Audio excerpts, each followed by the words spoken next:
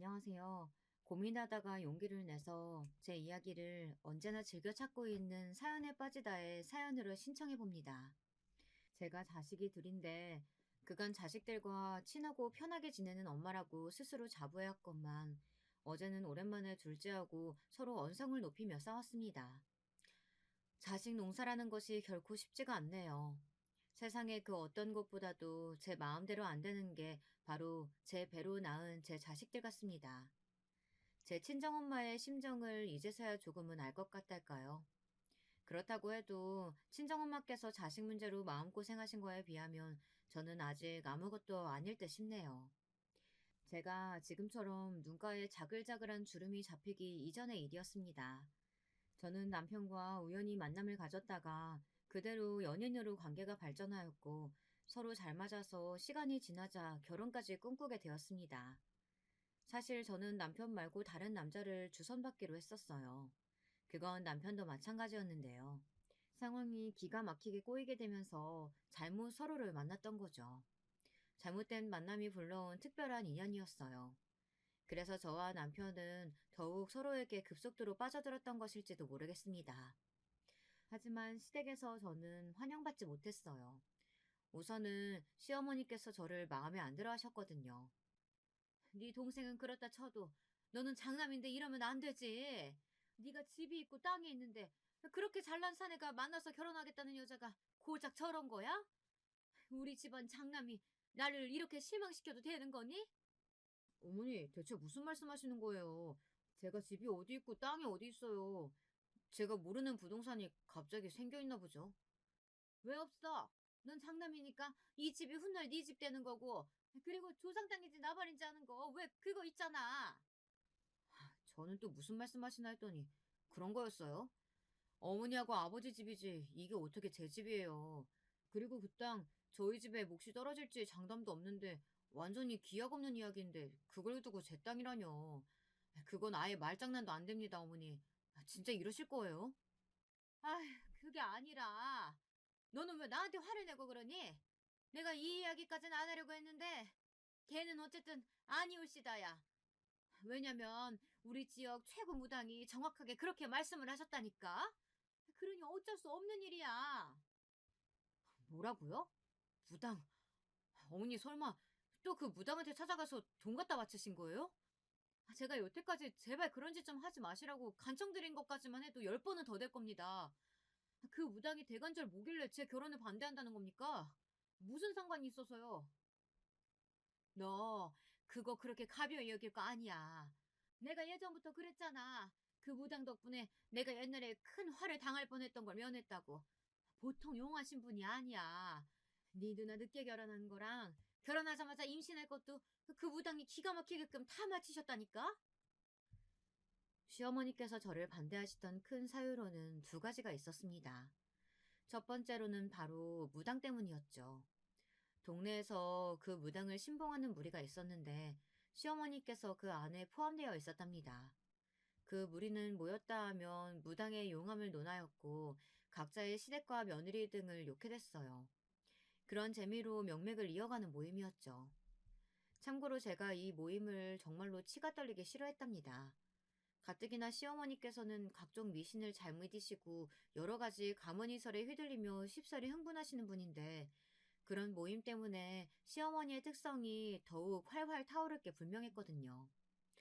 무당 핑계를 대셨으니 그건 즉 모임분들도 하나같이 저라는 존재를 반대하는 것에 한몫을 내고 계신다는 것이었어요.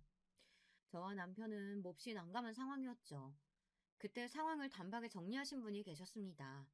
뛰는 놈 위에 나는 놈 있고 미친 놈이 있으면 더 미친 놈이 있는 법이라고 하시잖아요.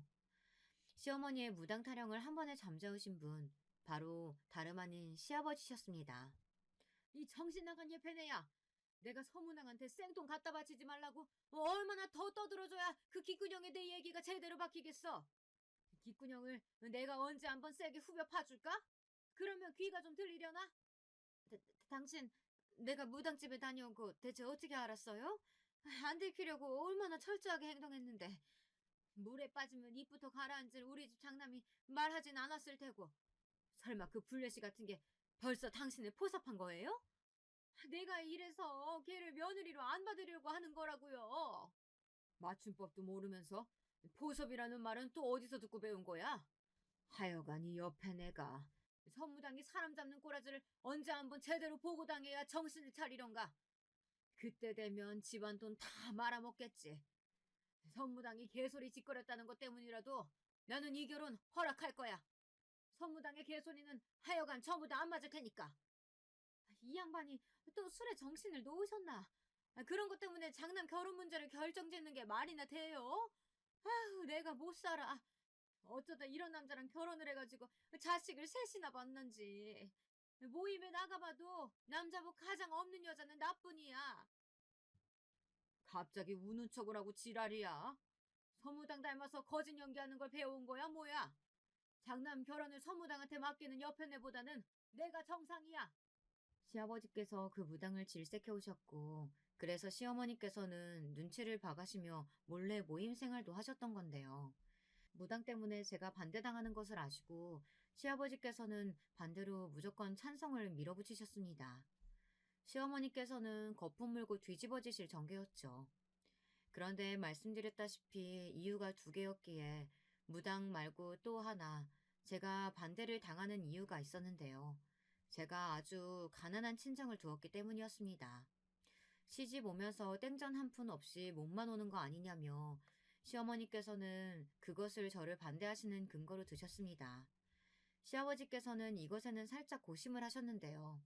시어머니의 말씀을 따라서 굳이 이런 조건의 며느리를 들여야 하나, 장남은 더 좋은 여자 만날 수 있는 녀석 아닐까, 이런 생각을 시아버지께서 하신 것이었는데요. 그때 아주 의외의 인물이 저에게 한 표를 던져주었습니다. 아버지, 어머니, 뭐 그렇게 어렵사리 돌아가셔요. 그냥 형이 하고 싶은 대로 결혼하게 내비둬요. 평생을 형만은 아무 없다라는 속담 맞는 걸 증명해오면서 살아온 사람이 바로 우리 형 아니겠어요? 그러니까 결혼도 옳게 선택한 거겠죠. 결혼하게 둬요. 낄낄거리는 웃음과 함께 저에게 찬성표를 던진 인물은 남편의 남동생이었죠. 저에게 시동생 되는 그 인물은 연애하면서 통 본 적이 없었기에 저하고 별로 친하지도 않았고요. 남편과 시동생이 하도 성격이 딴판이라 우애 좋은 형제가 아니었으니 자기 형을 위해서 굳이 발벗고 나섰다고 보기에는 아주 신기했죠. 그런데 그 뒤에 반전이 숨겨져 있었습니다. 시동생을 향해 제가 첫눈에 봐도 엄청 괜찮은 사람인 것 같다고 말을 해준 사람이 따로 있었던 겁니다. 시동생을 일부러 움직이게 만들었던 사람, 바로 시동생의 아내인 제 동서였어요. 나이를 보면 시동생이 일찍 결혼했다기보다는 동서가 일찍 결혼을 한 편이더라고요. 결혼 전에 시어머니께서 저에게 보이신 태도가 심상치 않았던 만큼 결혼하고 나서도 정말 힘들었습니다. 시어머니께서는 저에게 말씀 한마디를 좋게 해주지를 않는 분이셨거든요. 시댁과 집이 그나마 먼 편이어서 그 사실을 위안 삼았습니다. 만약에 거리가 가까웠다면 시도 때도 없이 갖가지 핑계를 만들어서 저를 불러내신 후 구박하셨을 거라고 생각하니 모골이 다 송연했습니다. 저도 제법 강단을 부릴 줄 아는 사람이라고 스스로 생각을 해왔건만 시어머니와는 체급이 달랐습니다. 운동 경기를 보면 체급마다 아예 선수들을 분류해 놓잖아요. 70kg 이상은 70kg 이상끼리, 50kg은 50kg들끼리. 마치 그런 것 같았습니다. 무슨 말인가 하면 시어머니와 저의 체급은 아예 다르게 느껴졌다는 겁니다. 초반에는 저도 제가 시어머니와 대적을 해볼 수 있을 것만 같다고 생각했었어요.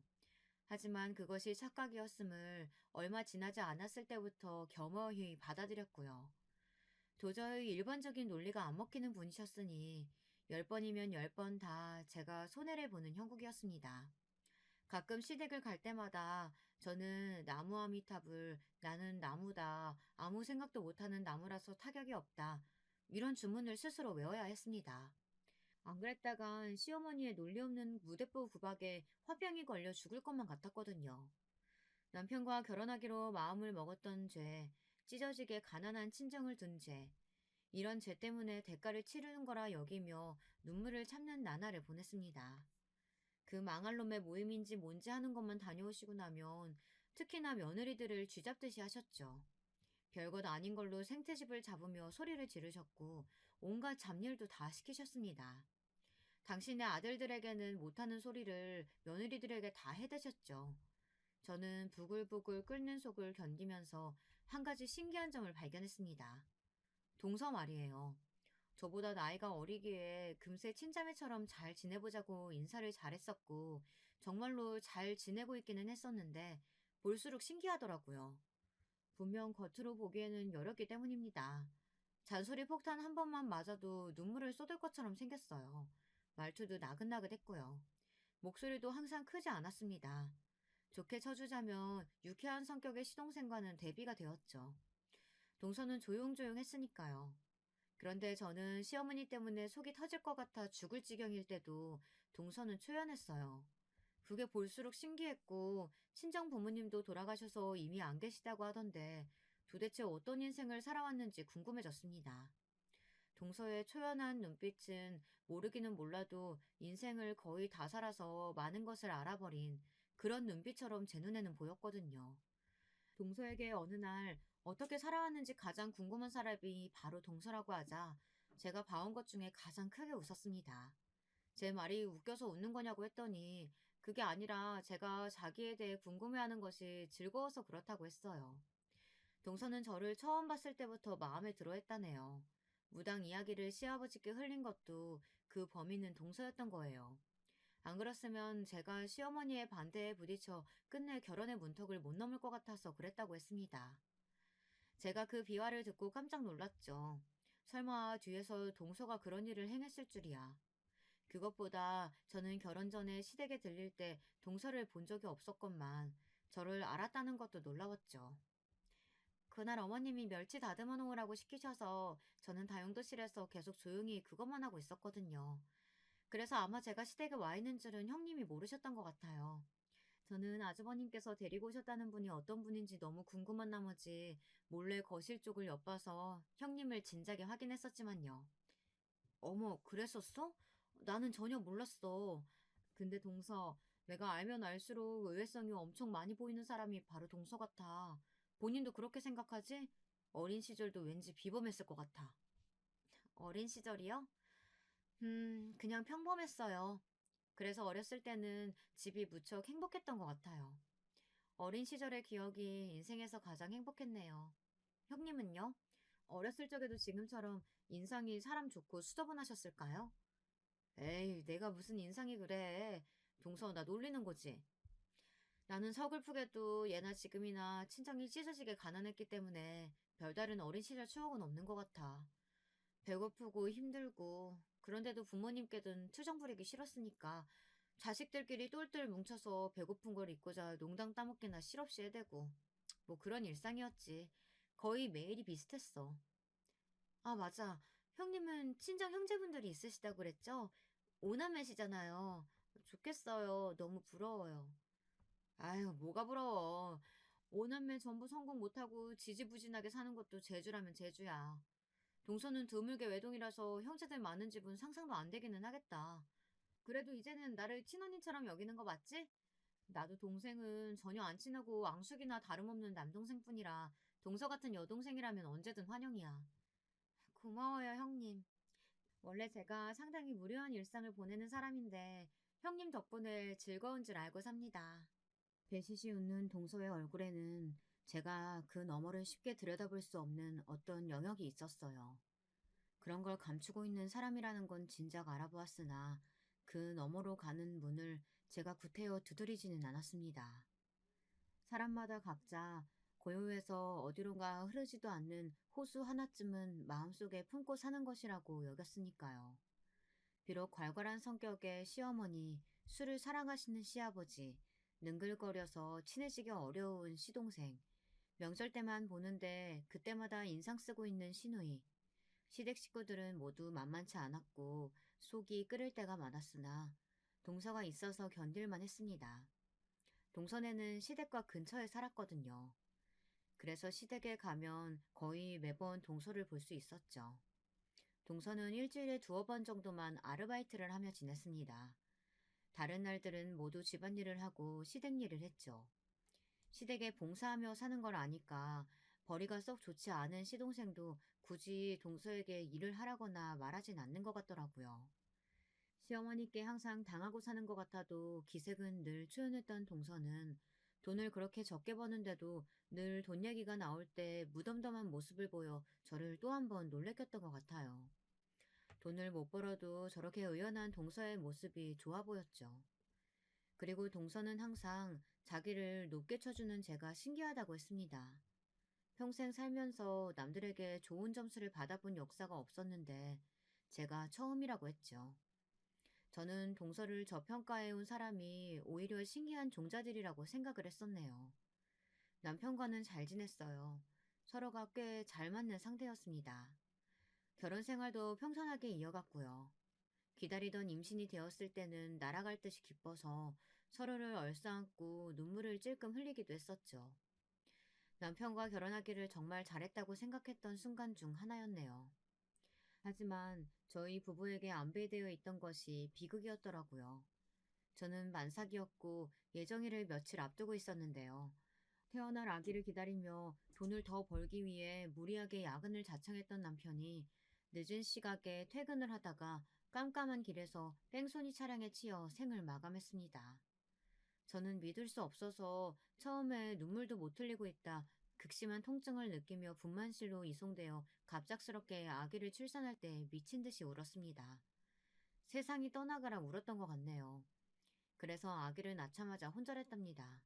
모든 기력을 쏟았기 때문이었고 저는 무려 나흘이 지난 뒤에야 깨어났어요.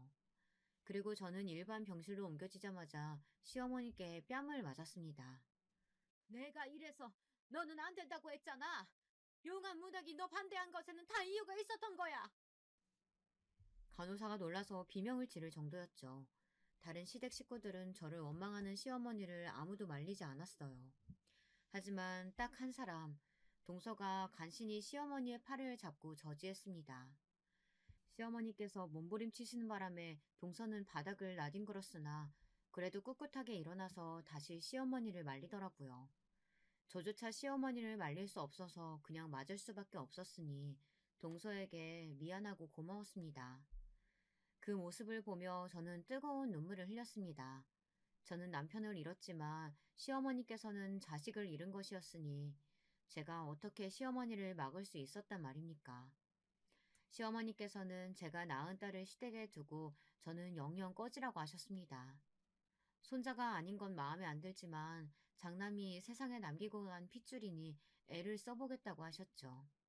애를 써주시기를 저는 원하지 않았어요. 당연히 아기는 엄마인 제가 키우겠다고 했고요. 시아버지께서는 술을 마시는 건 집이고 밖이고 가리지를 않는데 집에 갓난 아기가 있으면 불편하다고 하셨어요. 그 황당한 말씀 때문에 제가 아기를 무사히 사수할 수 있었죠. 당연하게 저는 그 이후로 시댁에 발걸음을 하지 않았습니다. 그럴 수밖에 없는 수순이었어요. 동서하고는 시댁의 발길을 끊고 서너 달이 지났을 때 처음 연락을 했었는데요. 그러고 나서도 틈틈이 연락은 주고받았었습니다. 직접 만난 적은 없었는데 남편 기일을 며칠 앞두고 오랜만에 처음 만났었죠. 남편의 기일이 아이의 생일이었습니다. 그게 해마다 너무 서글펐죠. 그런데 동서가 아이 선물을 사들고 온 거예요. 동서, 어쩜 이렇게 귀여운 아기용품을 다 사올 생각을 했어? 정말 고마워. 감동이야. 그간 잘 지냈지? 얼굴 많이 상한 것 같아서 걱정되네. 혹시 무슨 일 있었어? 걱정거리라도 있는 거야? 화장 열심히 하고 왔는데도 형님한테는 다 보이나 봐요. 제가 아무리 힘들다, 아프다, 괴롭다 이렇게 티를 내도 몰라주는 사람들도 참 많던데 형님은 다르신 것 같아요. 그렇게 말을 하며 조용히 웃는 동서가 왠지 안쓰럽게 느껴졌습니다. 저는 무슨 일이 있는 거냐고 캐물었지만 동서는 그저 심란한 일이 좀 있었을 뿐이고 별거 아니라고 말을 정리하였어요.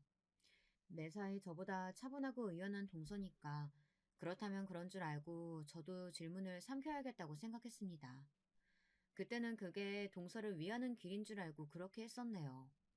저는 동서를 통해서 시댁의 근황을 아주 일부나마 들으면서 지냈고요. 동서의 목소리가 잠겨있는 것 같을 때라든지 그럴 때면 왠지 마음이 좋지 않아 일부러 제가 밝은 이야기를 많이 꺼냈던 것 같아요. 저는 서로에게 도움이 안 된다며 손가락질을 할지언정 어쨌거나 지지고 볶으며 지내는 친정 식구들이 있었기에 늘 이야기거리가 끊이지 않았거든요. 동서는 희한하게 제 친정 식구들 이야기 듣는 걸 좋아했어요. 그 중에서도 특히 제가 형제들과 아웅다웅하며 자라온 유년 시절의 이야기를 참 좋아했죠. 남들에게 말하기 창피할 정도로 찢어지게 가난했던 집안이었고 굶주린 일화들이 대부분이었는데도 동서는 늘 재미있게 잘 들어주었어요. 마치 동화를 듣는 것 같은 기분이라는 말도 했던 듯 싶습니다. 하지만 저에게는 동서야말로 동화 같은 사람이었던 것 같아요. 왜냐면 제가 아무리 꾹꾹 누르고 숨기며 산다고 해도 남편을 잃은 슬픔은 예고 없이 울컥 솟아올라 저를 괴롭혀댔는데요.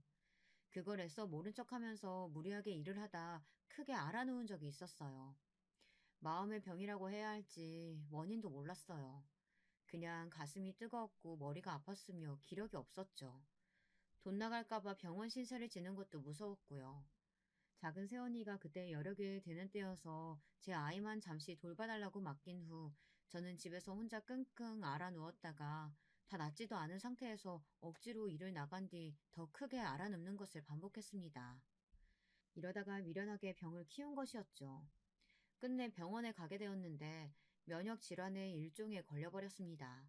절대로 무리하지 말고 한동안 요양만 하면서 삼시세끼 보양식을 챙겨 먹어야 그나마 빨리 털어낼까 말까라고 그랬어요. 앞이 까마득했죠. 미천 하나 없는 여자가 아이 혼자 키우면서 일하는 건 진짜 어렵더라고요.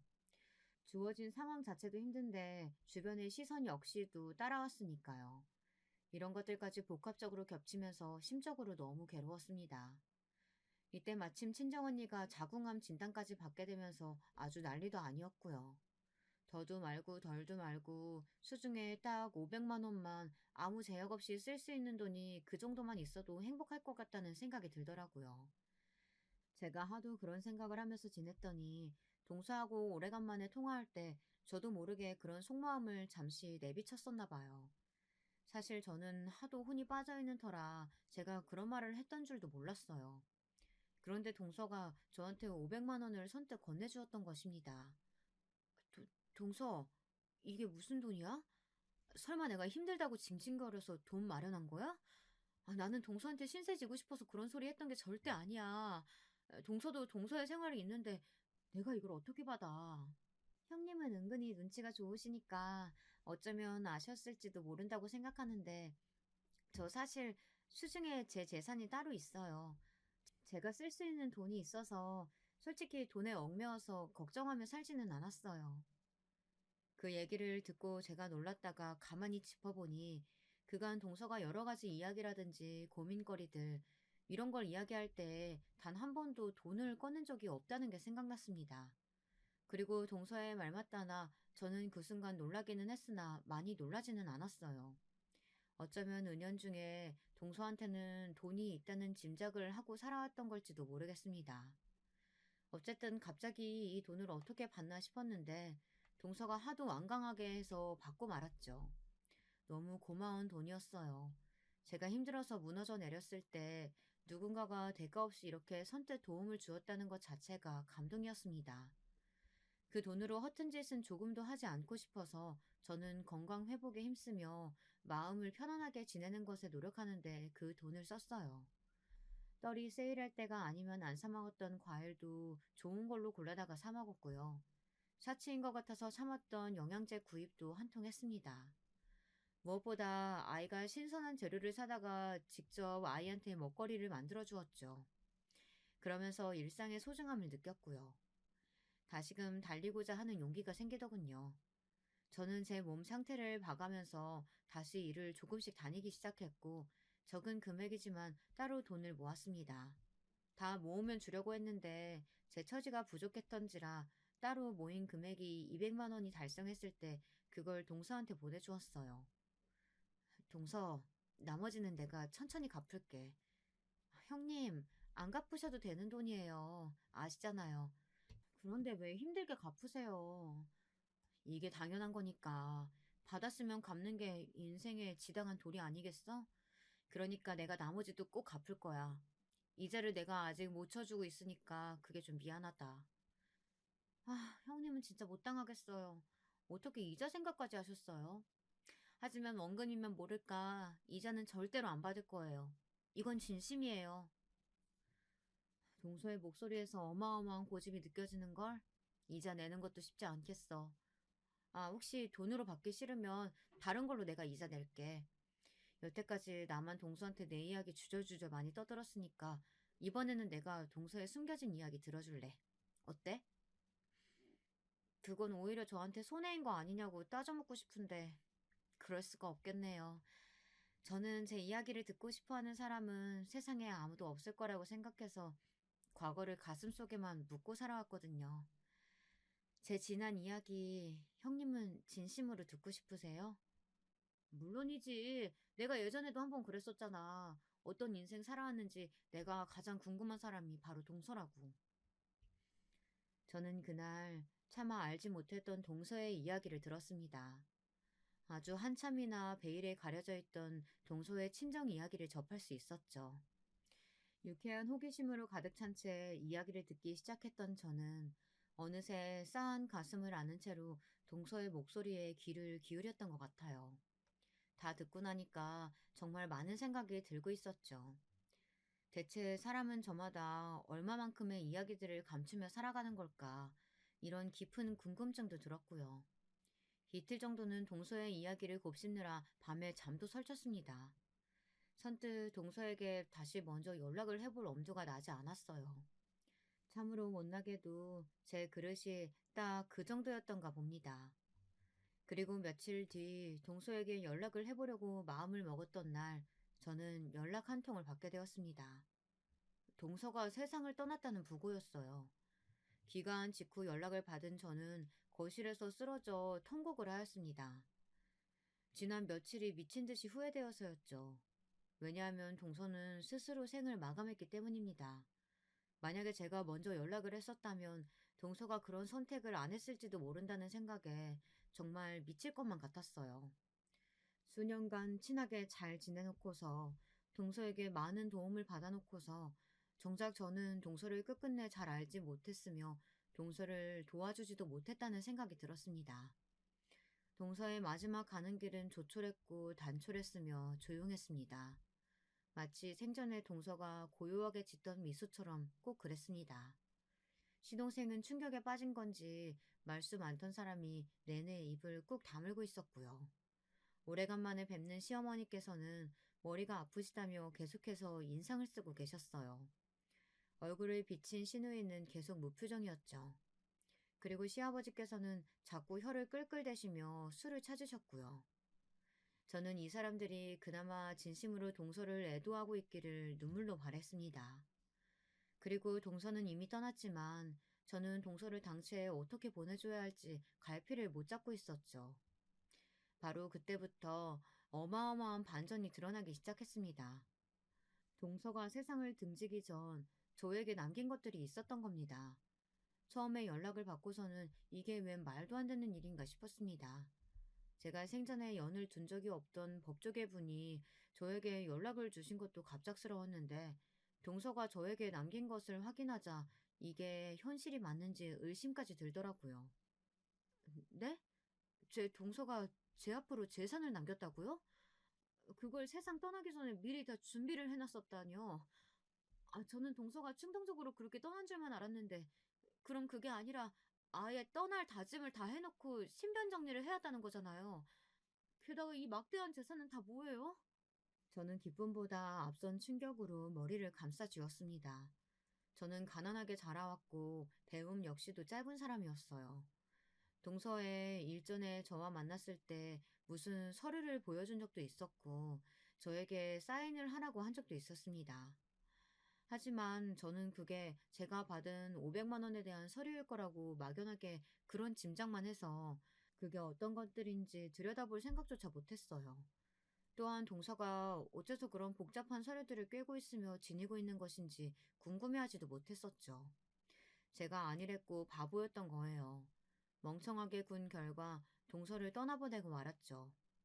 막대하다 못해서 아예 실감조차 안 나는 200억에 이르는 재산을 보고 구슬프게 울기나 하고 있었습니다. 저는 동서에게 친정 이야기를 들어서 알고 있었죠. 어째서 동서가 이토록 많은 재산을 가지고도 마음속에 깊은 우울과 공허를 떨쳐내지 못했는지 짐작도 가능했고요. 사실 동서는 외동이 아니었습니다. 친정 오빠가 원래는 있었다고 해요. 나이 차이가 많이 나는 그 친정 오빠 때문에 동서의 집안은 쑥대밭이 되었던 것이고요. 동서의 친정 오빠는 자라면서 점차 이상한 말과 생각을 자주 하는 사람이 되어갔다고 해요. 그런 특징 때문에 고등학교 때 학교에서 심한 왕따를 당했던 것이 직격타였다고 하는데 정확한 건 모르겠다고 들었습니다. 그 친정 오빠는 대학을 무려 삼수를 했었다네요. 그 3년이 동서에게는 지옥이었죠. 아, 시끄러워. 너 방금 숨소리 너무 크게 냈잖아. 씨, 너 때문에 문제 하나 날렸어. 오늘 공부 다 망쳤다고. 어떻게 책임질 거야? 짜증나 미치겠네. 동서가 집에서 약간의 소음만 내도 친정오빠는 마치 미친 사람처럼 발작을 해댔습니다. 덩치가 아담하고 마른 체질인 동서에 반해 그 친정오빠는 체형이 뚱뚱했다네요. 손발도 컸고요. 그런 친정오빠한테 뺨이라도 한 대 맞으면 몇 시간은 귀가 울려서 소리도 잘 안 들리고 머리가 어지러워서 동서는 책의 글자가 안 보일 정도였습니다. 그 친정오빠가 재수학원을 안 다녔냐고요? 아닙니다. 동서의 친정은 매우 유복했어요. 그래서 동서의 친정 부모님께서는 정말 하실 수 있는 지원은 다 해주셨어요. 그런데 가끔 가다 그곳이 숨 막힌다고 하면서 그 친정오빠가 집에 막무가내로 왔던 겁니다. 집에 오면 반드시 그런 예민함을 드러냈었고요. 동서는 예민한 그 친정오빠에게 맞고 살면서 눈치를 보게 됐고 조용히 하는 법을 익혔고 소극적인 성격이 되어갔다고 합니다. 그 친정오빠가 집에 있을 때면 마음대로 웃는 것조차 못하는 자기 처지가 서러워서 동서는 슬펐다고 해요. 자기 오빠가 미웠기 때문에 성공하지 못했으면 이런 바라는 마음도 솔직히 있었지만 그건 아주 얄팍하게 작은 마음이었을 뿐 무조건 성공해서 좋은 대학에 들어가기를 바랬다고 합니다. 친정 부모님이 불쌍해서 그랬다죠. 하지만 결론만 먼저 말씀드리자면 그 친정 오빠는 서울 소재의 중상위권 이상의 대학에 들어가는 것에 실패했습니다. 처음 재수 생활을 시작했었을 때는 의대를 목표로 하겠다고 헛소리를 했었는데 그건 진짜로 헛소리였던 것이죠. 어림도 없는 이야기였다네요. 동서의 친정 부모님께서는 절망적인 삼수 결과에 실망을 하시면서도 괜찮으니까 지방의 탄탄한 대학 아무 곳이라도 가면 될 일이라고 하셨습니다. 하지만 그 친정오빠는 기상천외한 반응을 보였죠. 지방? 지방에 아무 곳? 아무 대학? 아빠 엄마는 나를 고작 그 정도로 보시고 있다는 거죠? 나는 버리는 자식이라 이거잖아요. 네, 잘 알겠습니다. 어차피 버림받은 자식이니까 뜻대로 안 살아드릴게요. 그딴 지방 대학? 공짜로 다녀달라고 그쪽에서 저한테 절을 해도 안 가요. 나는 그런 데나 다닐 인재가 아니니까. 진작 정신 상태가 별로인 줄은 알고 있었지만 그 순간에 진짜 자기 오빠가 미친 게 확실하다는 생각이 들었다고 동서는 회상했어요. 자기 오빠가 말하는 것도 그렇지만 눈빛이 반쯤 돌아 있었다고요. 소름이 끼쳤다고 합니다. 대학도 안 가고 동서의 친정오빠는 찌꺼기 잉여 같은 생활만 계속했어요. 그때는 남자 나이 30이면 대부분 결혼을 하던 시절이었어요. 하지만 동서의 친정오빠는 나이 30일 때 무직이었으며 대학도 안 나온 고졸이었고 군대를 공익으로 다녀온 게 인생의 최대 업적이며 여자를 만나본 경험은 단 한 번도 없었습니다. 사회활동 경력 역시도 없었죠. 억지로 등을 떠밀려서 몇 번 아르바이트를 나가본 적이 있었는데 그때마다 둘 중 하나였어요. 사장하고 싸우거나 손님하고 싸우거나. 동서의 친정아버지가 한 번은 오랜 지인께 부탁을 드려 그분이 운영하시는 공장에 그 친정오빠를 보내본 적이 있었는데요. 그랬다가 어떻게 됐는 줄 아세요? 하마터면 동서의 친정아버지가 오랜 의리를 이어왔던 지인분에게 절연당하실 뻔했습니다. 그 정도였다고 해요. 그런 수준으로 동서의 친정오빠는 구제불능이었습니다.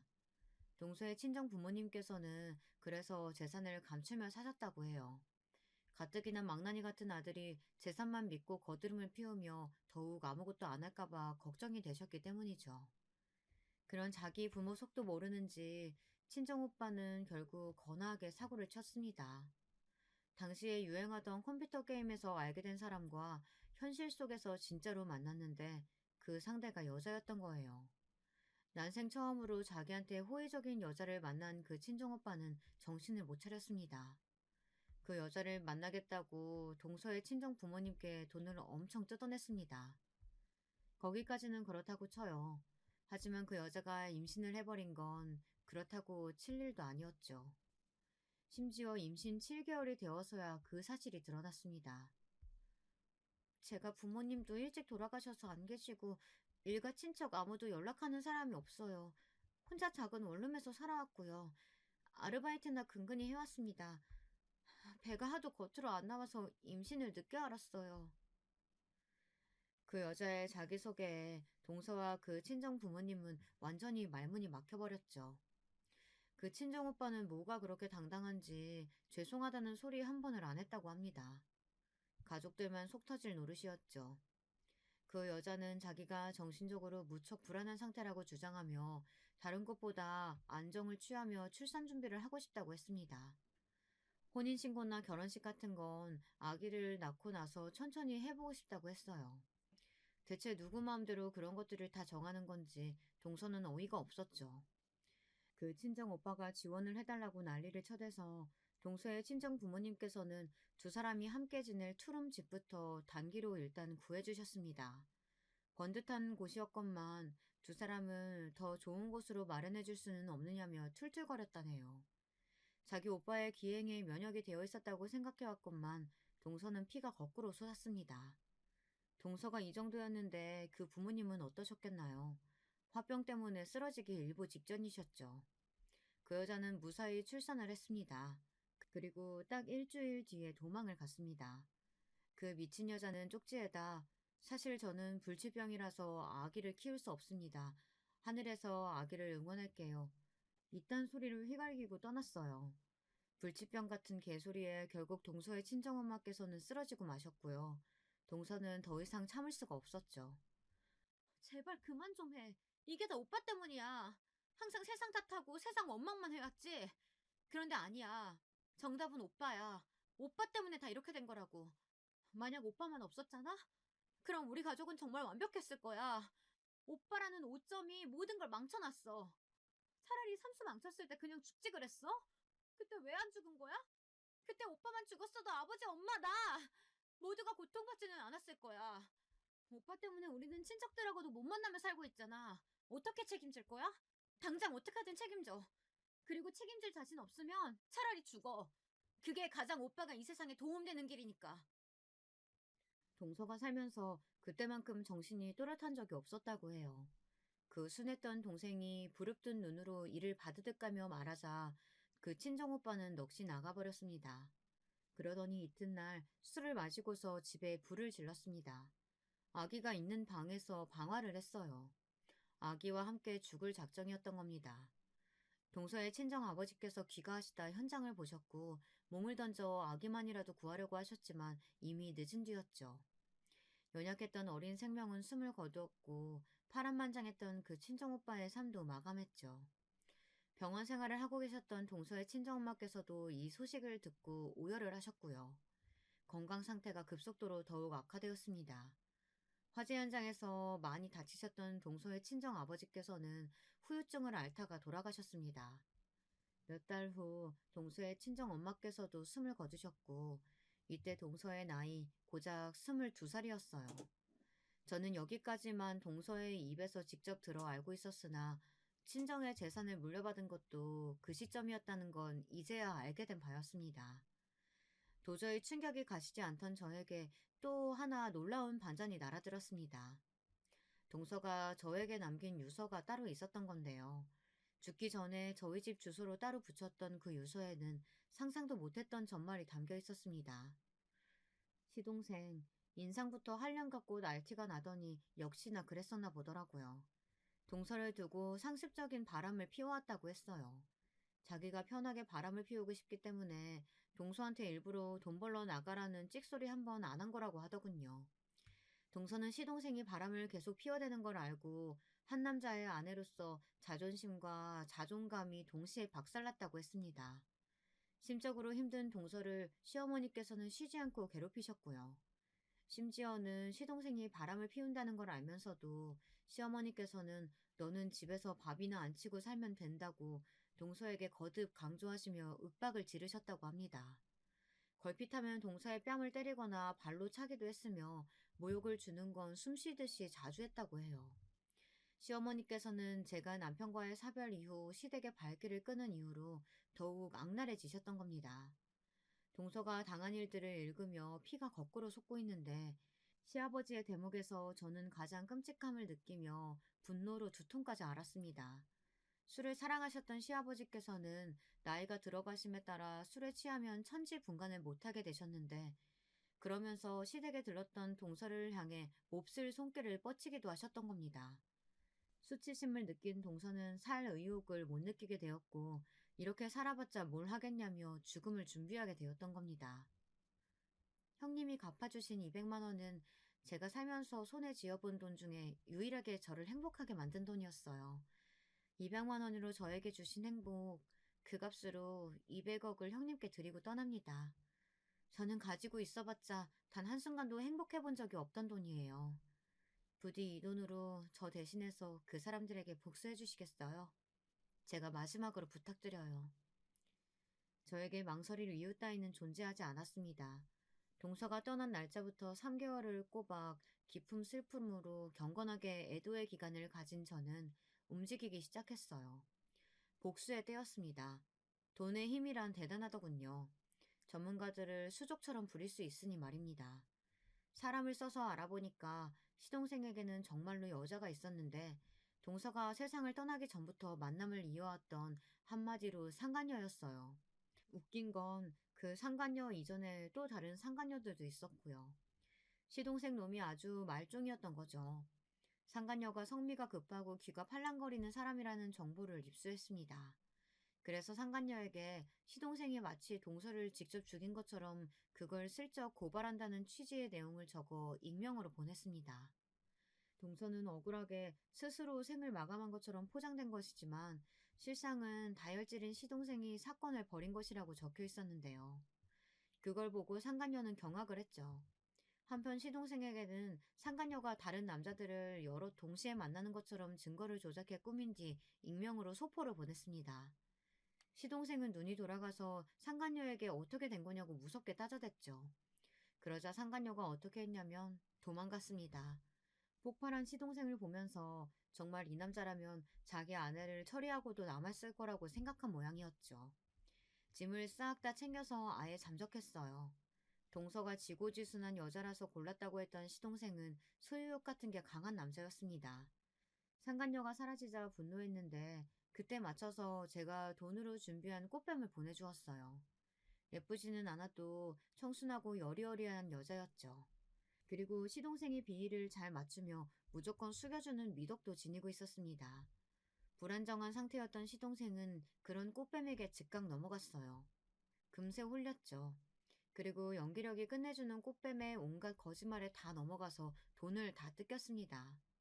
돈도 잃고 배신까지 당한 시동생이 절규하던 모습 어찌나 볼만했는지 몰라요. 시동생이 자기 발등 찍으며 자멸하는 동안 그 모치는 뭘 하고 계셨냐고요? 한바탕 솟고 계셨습니다. 시어머니께서 그렇게나 맹신하시던 무당 제가 찾아가 봤어요. 그리고 돈으로 매수했죠. 대단한 무당이니 어쩌니 해도 결국 돈 앞에서 눈이 돌아가더군요. 돈을 받은 무당은 시어머니에게 엉뚱한 소리를 해댔습니다. 집에 부정한 기운이 내려앉았으니 당장 재산을 다 처분해야 한다고 했죠. 네? 지금 재산 다 처분하면 내년 그리고 내후년에 2배, 3배 그 재산이 돌아올 거라고요? 다른 사람한테 말하면 큰일 난다고 무당은 입조심을 강조했고 시어머니께서는 더욱 그 엉뚱한 소리에 진심으로 빠져드셨습니다. 아무한테도 알리지 않은 채 재산을 슬그머니 하나둘 처분하셨죠. 저는 시아버지께 익명의 제보를 드렸습니다. 시어머니께서 무당한테 홀려 전 재산을 날리는 중이라는 내용이었죠. 시아버지께서는 당연히 크게 분노하셨는데 만취하신 채였습니다. 왜냐하면 시아버지께 계속해서 지독하게 독한 양주를 선물로 보내드리고 있었거든요. 값비싼 양주를 보신 시아버지께서는 눈이 돌아가셔서는 술 드시는 걸 멈추지 못하셨습니다. 독한 술에 취해 계셨던 시아버지께서는 이성을 잃고 시어머니를 때리셨어요. 이 빌어먹을 옆에 내가 기어이 무당 때문에 재산을 말아먹어? 이웃의 신고로 경찰이 도착했을 때까지도 시아버지께서는 정신이 반쯤 나가신 채로 시어머니를 때리고 계셨다고 합니다. 시어머니께서는 경찰이 오자 이제 살았다고 하시며 얻어 터지신 채로 무리하게 움직이셨다 맞아서 아팠던 다리 때문에 크게 넘어지셨는데요. 그러면서 턱으로 엄청 다치셨어요. 애초에 턱을 맞으셨기도 했고요. 그래서 몇 달 동안 아무 말씀도 못하고 치료만 받으며 사셨습니다. 그렇게나 시끄럽게 떠드셨던 분이 턱을 다쳐서 식사도 거의 못하시고 가만히 지내셨다는 게 정말 믿기지 않을 만큼 우스운 일이었죠. 고주망태가 되신 시아버지께 일부러 상황을 만들어 범죄를 유도한 건 아주 쉬운 일이었습니다. 돈으로 섭외해둔 슈퍼 주인이 일부러 티가 나게 자리를 비우며 딴청을 피우자 시아버지께서는 술을 품에 넣고 슬쩍 계산 없이 나가버리셨죠. 그걸 두 번이나 반복하자 시아버지께서는 경계를 아예 푸셨고요. 술에 항상 쩔어 계셔서 판단력이 흐려진 머리로 아주 대범하게 행동하셨습니다. 야간에 침입해서 세 번째로 또 술을 훔치셨던 건데요. 당연히 딱 걸렸죠. 일전에 훔쳤던 것들까지 전부 다 걸렸어요. 일부러 덫을 놓은 것이었으니까요. 시아버지께서는 합의를 노려보실 돈도 없으셨고 저에게 미리 섭외된 슈퍼 주인은 당연히 합의 의사가 없었습니다. 그 결과 시아버지께서는 실형을 살게 되셨습니다. 집안 자체가 아예 폐가망신되었어, 동서. 하늘에서 조금은 후련해하고 있는 거야? 대답을 들을 수 없다는 게 정말 아쉽다. 동서, 나 앞으로 잘 살아볼게. 그게 동서한테 속죄하는 길이고 동서가 나한테 바라는 것일 테니까. 거액을 제가 다 쓰겠다는 욕심 따위는 애초에 가지고 있지 않았습니다. 복수를 한 뒤 그들이 모두 고통 속에서 나뒹구는 것을 확인하자마자 저는 준비를 시작했어요.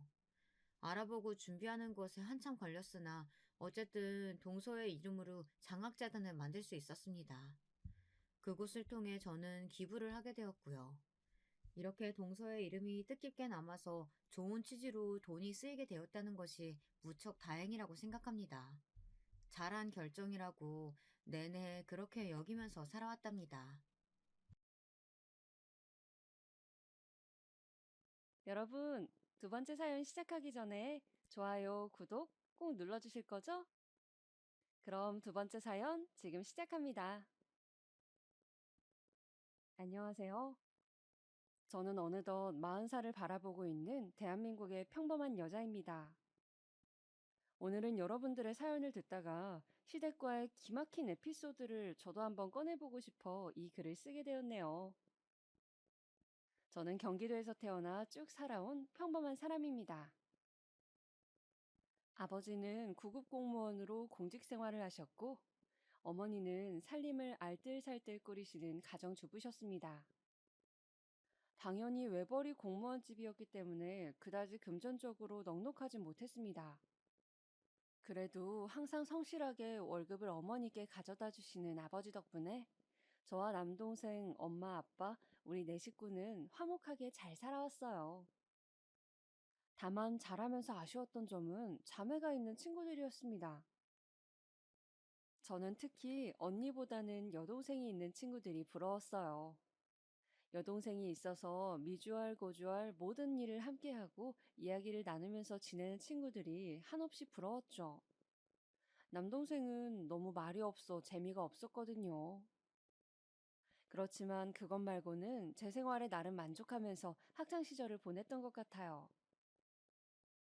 나이가 들고 고등학생이 되자 저는 제 진로 고민을 시작했습니다. 뭘 하고 싶은지 정확하게 정해놓은 것이 없이 공부만 하다 보니 막상 고3이 되자 너무 고민이 되더라고요. 앞으로 어떤 직업을 가지고 어떤 삶을 살아야 할지 제 스스로 학교를 벗어나 제 삶을 결정한다는 게 굉장히 어려운 선택으로 느껴졌죠. 그러다 문득 제가 아버지를 존경하고 있다는 것을 깨닫게 되었습니다. 매일 아침 8시에 출근하시고 저녁 6시에 퇴근하시며 시계추처럼 하루를 쌓아오신 아버지의 성실함이 대단하게 느껴지고 저도 하루하루 그렇게 일상을 쌓아가고 나라를 위해서 제 작은 힘이나마 보태는 그런 삶을 살고 싶었습니다. 다행히 성적이 나쁘지 않아서 요즘 말하는 인서울대학을 진학하려고 하는데 고3 담임 선생님께서 그러시는 거예요. 근데 수영아, 나중에 공무원이 되고 싶다고 했지? 혹시 경찰 공무원은 어떠니? 네, 경찰 공무원이요? 어때? 평소에 리더십 있고 성실한 모습을 보면 좋은 경찰이 될 수 있을 것 같은데 한번 고민해보지 않겠니? 경찰. 저는 경찰도 공무원이라는 생각을 해본 적이 없었어요. 그렇게 생각해보니 체육 시간에 주장을 맡아 경기를 승리로 이끈 적도 있었고, 경찰에 대한 로망도 가지고 있었어요. 이 길이 꽤 저한테 맞을 것 같은 생각이 들더군요. 그렇게 저는 경찰 행정학과를 진학하게 되었습니다.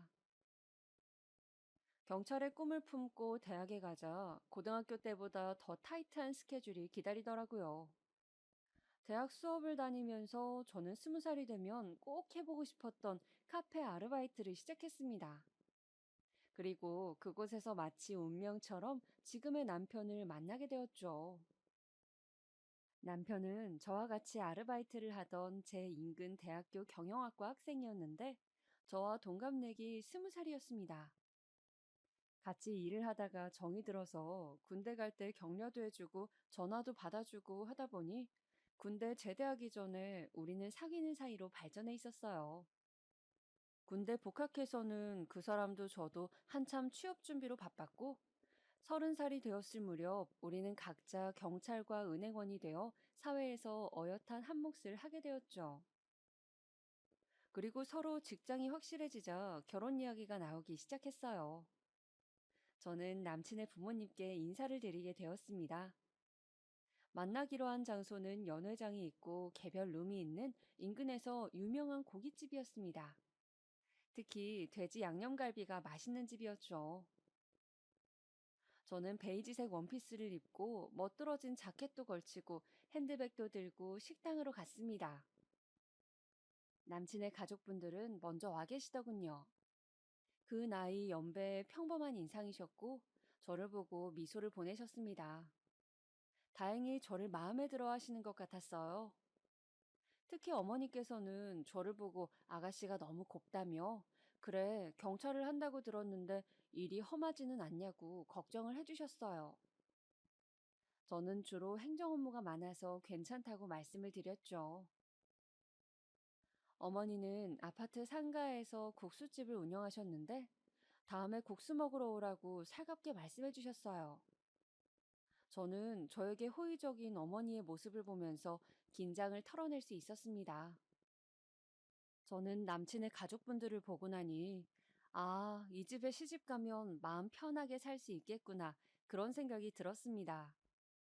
그만큼 부모님들이 인상도 좋으시고 푸근하신 느낌이었거든요. 그렇게 우리 커플은 1년여의 시간을 더 연인으로 보냈어요. 남친도 직장에 적응할 시간이 필요했고, 저도 직장에 적응하느라 정신이 없었기 때문에 한동안은 결혼 생각도 하지 않고 바쁘게 보냈죠. 그런데 저희가 그렇게 있는 것이 못마땅하셨는지 양가 부모님들이 계속 둘 다 직장도 안정되어 있는데 그만 결혼을 하는 게 어떻겠냐고 서로 잘 맞고 그런데 괜히 시간 끌면 틀어질 수도 있다면서 재촉을 하셨습니다. 그래서 양가 부모님 등살에 우리는 30대가 되고 막 결혼을 하게 되었습니다.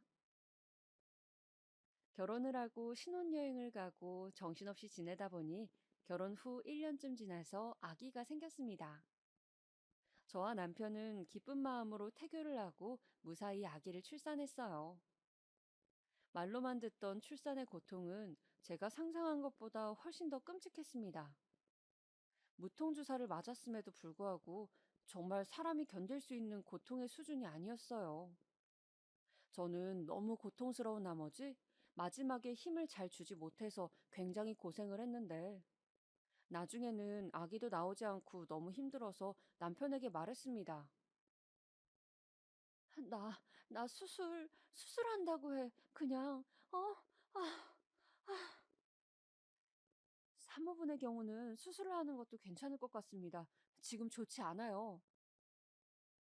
그런데 의사쌤도 수술을 권하고 있는 와중에 남편이 갑자기 수술 동의를 망설이는 것이었어요. 그러지 말고 아기한텐 자연분만이 좋다는데 조금만 더 힘줘보면 안 될까요? 네? 자기야, 나 지금 너무 힘들다니까. 그러면 한 번만 더 힘줘보시고 간호사가 올라가서 누를 겁니다. 한 번만 기계식 분만 시도를 해볼게요. 갑자기 산소 호흡줄을 끼고 있는 제 위로 간호사가 올라왔습니다. 그리고 제 갈비뼈 부분에서 아래로 쑥 나고 제 배를 힘껏 누르더군요. 저는 마지막으로 있는 힘껏 힘을 주었습니다. 그 순간 의사쌤은 마치 뚫어뻥 같이 생긴 걸로 아기 머리를 붙여 꺼냈어요. 응애, 응애! 그렇게 우리 아기는 우여곡절 끝에 세상에 태어났습니다. 저는 마지막에 남편이 수술을 망설인 것이 좀 섭섭했어서 저는 지나가듯이 한번 물어봤었습니다. 근데 자기야, 아까 왜 수술 동의하는 거 망설였던 거야? 그게 실은 엄마가 점을 보시는 용한 점집이 있는데 우리 아기가 자연분만하고 수술을 할 때 팔자가 많이 달라진다고 해서 무조건 자연분만해야 된다고 했나 봐. 아기한테 수술해서 태어나면 되게 안 좋다고. 그래서 그랬지. 저는 그 말을 듣고 너무 섭섭했습니다. 저는 점을 믿지 않았거든요. 그러니까 지금 점쟁이 말을 듣고 제가 정말 아파서 뒤로 넘어갈 지경이 되었는데도 수술을 망설였다고 하니 어이가 없기도 하고 잘못하면 내가 죽을 뻔했구나 싶기도 했습니다. 어머니가 그렇게 맹신하는 점집이 있다는 것도 마음에 많이 걸렸고요. 왜 무당말을 너무 믿으면 하나부터 열까지 그 무당이 시키는 대로 다 하잖아요. 그런 게 앞으로 살면서 계속 있을 것 같은 느낌이 들었기 때문이죠. 아니나 다를까 어머님 때문에 저는 희한한 것들을 해야 했어요. 대출을 잔뜩 끼고 결혼 3년 차에 집을 샀는데 어머님이 또 그 점집에 가서 들은 대로 처음 집에 들어갈 때 동전을 동서남북으로 던지고 한 번씩 절을 해야 한다고 하셔서 그런 이상한 의식도 해야 했고 또 아기 이름을 지을 때도 제가 생각했던 짓고 싶은 이름을 짓지도 못하고 점쟁이가 말한 이름 중에서 골라야 했습니다. 생각보다 어머님의 맹신은 강력했어요. 해마다 새해가 되면 그 점집에 가는 게 연례 행사이셨고 집안에 어떤 우환이라도 있으면 점괘에 무조건 의존하시더군요. 성당을 꾸준히 가진 않지만 고등학교 때 천주교 재단 학교를 나와 세례를 받은 저로서는 마음속에 항상 천주교 신자라는 생각을 품고 있기에 더욱 어머님의 행동은 이해가 되질 않았습니다. 그렇다고 어르신에게 이래라 저래라 할 수도 없는 노릇이어서 저는 적당히 어머님이 꼭 하라고 강조하는 것은 좋은 게 좋은 거라고 하는 신용이나마 하고 어지간하면 점집 이야기는 못 들은 것으로 하기로 했습니다. 그렇게 제가 결혼한 지 3년쯤 되었을 무렵 남편의 남동생인 도련님이 결혼을 한다는 소식이 들려왔습니다. 대학교 동아리에서 만나 친구로 지내다가 사귄 지 1년쯤 되었다는데 여자친구 직업이 의사라고 하더군요. 시부모님은 직업 좋은 며느리가 너무 흡족하셔서 싱글벙글 웃으며 너무 좋아하셨어요. 소위 말하는 사자 직업을 가진 것이니까요. 저도 의사 동서가 기대가 되었습니다. 어떤 사람일지 궁금했어요. 결혼을 하고 싶다고 시댁의 동서가 인사를 오던 날, 저와 신랑도 아기를 데리고 시댁으로 갔습니다. 어머님은 예비동서가 인사를 온다고 저를 일찌감치 불러 음식을 하셨는데 무슨 잔칫날도 아니고 잡채 전에 난리가 났습니다. 의사 동서에 대한 기대감으로 어머님은 들떠계셨죠. 예, 직업이 의사면은 맛있는 것도 많이 먹고 그러겠지? 내 음식이 입에 안 맞다고 하면 어떡하지? 맛있어야 할 텐데, 걱정이다.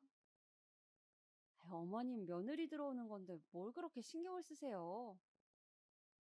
보통 며느리가 아니잖니. 의사잖아.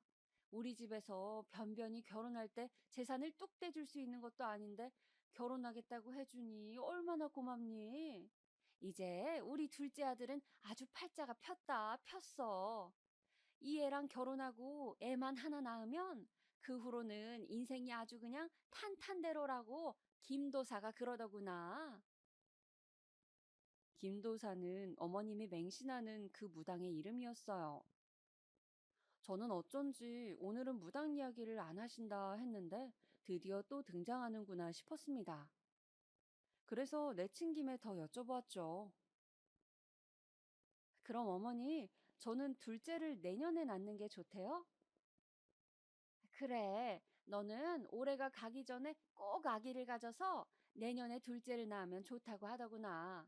그러면 그 둘째가 커서 너희 부부에게 큰 복을 가져다 준다는구나. 도련님은 오늘 오시는 분과 결혼하면 제일 좋고요. 그래. 결혼하고 5년 안에 아기를 꼭 가져서 출산하면 이혼하지 않고 백년해로 한다고 했어. 김도사가 얼마나 용한지 그동안 못 맞춘 게 없다고. 그렇게 너희와 둘째네 앞길 좋게 만들어주고 나면 나는 이번 생에 내 할 도리는 다 한 거라고. 그 후부터는 마음 편한 노후를 보내면 된다고 하더구나. 저는 무슨 하늘의 계시라도 받은 듯한 어머님의 비장한 태도에 더욱 어이가 없었습니다. 어떻게 점을 적당히 믿어야지 저렇게 맹신할 수가 있는지. 아무튼 그렇게 전을 뒤집고 나무를 묻히고 난리 부르스를 춘 다음 드디어 예비 동서가 도착했습니다. 띵동. 어서 와요. 실례하겠습니다. 등장한 동서는 호리호리한 몸에 의사다운 지적인 외모를 가진 사람이었습니다. 저는 괜히 의사라고 하니 그런지 몰라도 똑똑해 보이는 사람이라는 생각이 들었죠.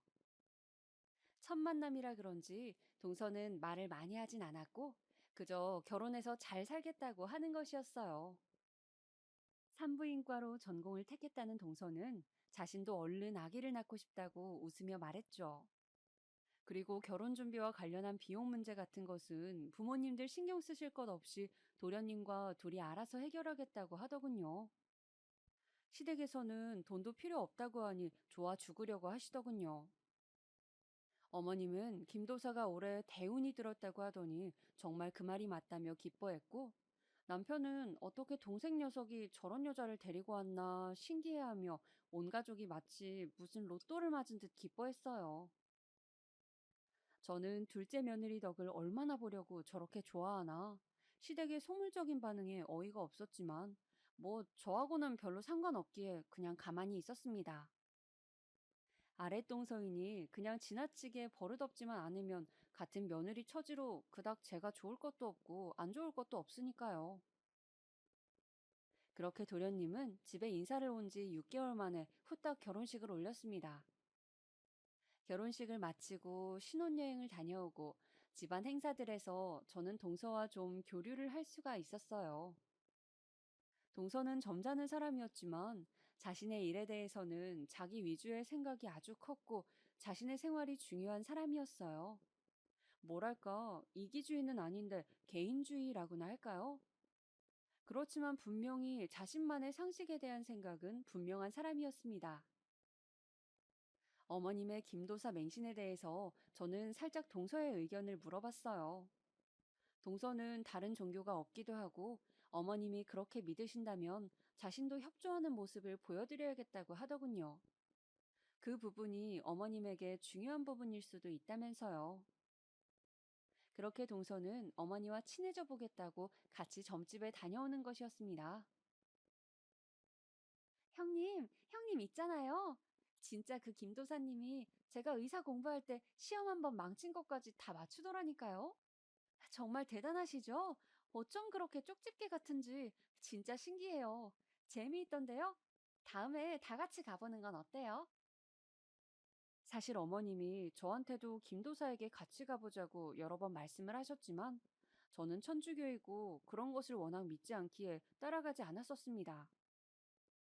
아, 나는 그런 걸 잘 안 믿어서. 한번 가보시면 완전 놀라실 건데 아쉽네요. 근데 동서는 의사인데도 그런 걸 믿어?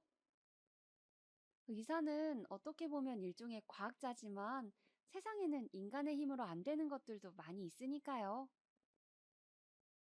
그렇게 동서가 우리 집안에 적응하려고 애쓰고 있는데 저와 어머니 사이에 좀 트러블이 생겼습니다. 바로 제가 최초로 김도사의 말을 어기는 결정을 하게 된 것이었죠. 어머니께서는 올해 안에 아기를 가지라고 했는데 저는 당시 허리가 무척 안 좋았거든요. 그래서 그냥 둘째 가지기를 잠정 포기했어요. 제 결정을 말씀드리자 어머님은 저에게 화를 내셨죠. 첫째야, 내가 둘째를 꼭 가져야 한다고 했잖아. 왜 내 말을 안 듣니? 어머님, 아시다시피 제가 11월에 교통사고가 나서 허리가 아직도 너무 아파요. 애가 보채서 좀 안아주기라도 하면 온 다리가 저릿저릿해서 계속 누워 있어야 하는데 어떻게 임신을 하겠어요? 제 몸 완전히 아작나는 일인데. 그래도 김도사가 그렇게 하라는데 그렇게 해야지 어떡하니? 그게 너희들한테 제일 좋은 일이라고 하는데. 그래도 저는 못 가져요, 어머니. 죄송해요. 허리가 너무 아파서 침도 맞고 하는데도 전혀 차도가 없는데 무슨 아기를 가져요. 저는 그렇게 어머님이 이야기한 김도사의 말을 처음 어겼습니다.